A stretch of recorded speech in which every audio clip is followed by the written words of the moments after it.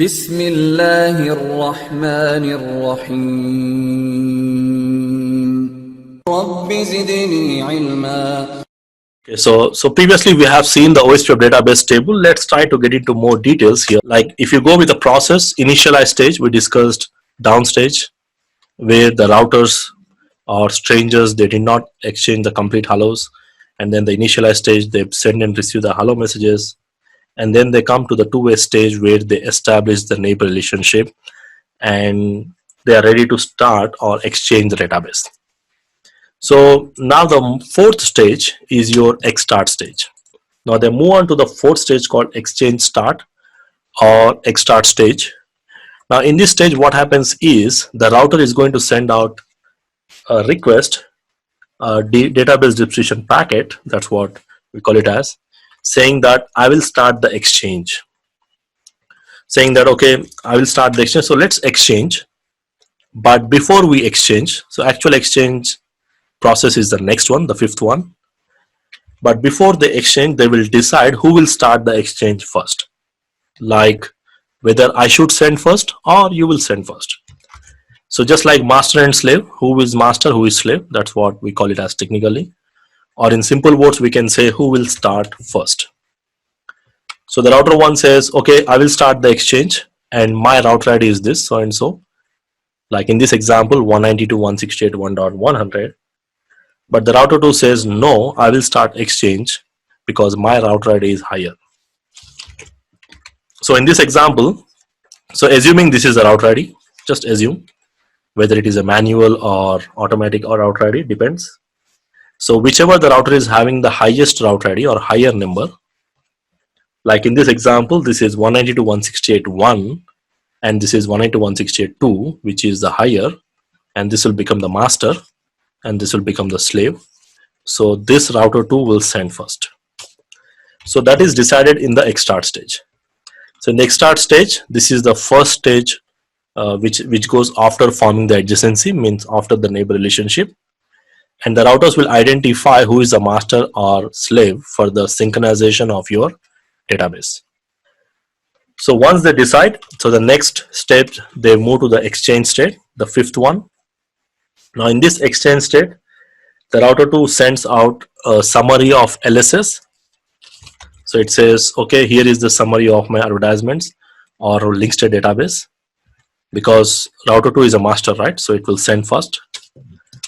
And the router 1 also will do the same thing. Here is the summary of my database.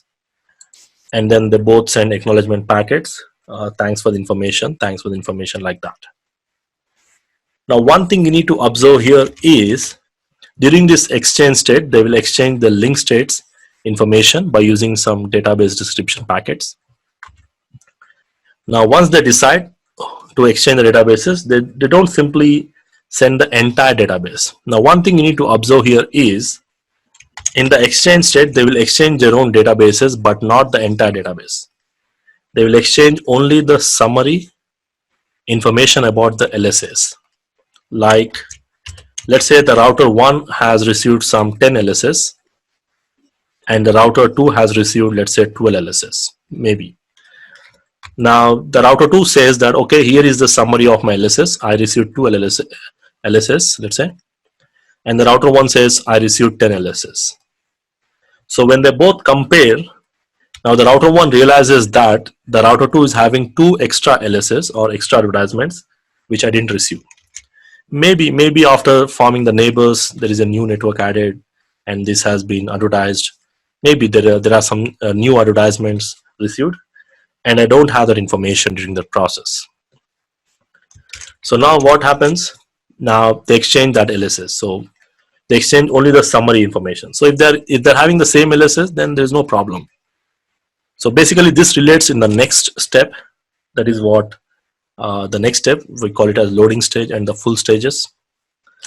So the initial process, they don't exchange the entire database. They just exchange the summary of the list of LSS, like how many LSS I have and how many LSS you have, but not all the details, not complete. So you can compare this like the summary topics, summary points at the end of the chapter and the total chapter. So here they are not exchanging the entire chapter. They are just exchanging the summary points like I have this, this. And they will compare, both must have the same. Like in this example, assuming both are having the same number of LSS, in that case it's okay, but if not, then they will move to the next stage called loading stage. Like I said here, the router is going to check the LSS, which LSS are already has, and if the router 1 realizes that the router 2 is having 12 LSS, whereas I have received only 10, then it is going to send out a query and then get those remaining 2 LSS also. Because the condition is, if you remember, I said all the routers must have the same link state database.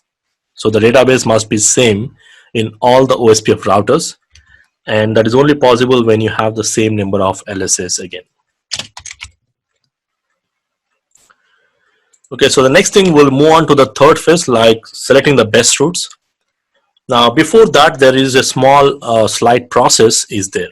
Like in the previous we discussed something called Xstart stage, where they will decide who will start the exchange first. And then we have seen the exchange state, where they will exchange the summary of their LSS. So they don't exchange the complete list. They only check the list of LSS, not all the details.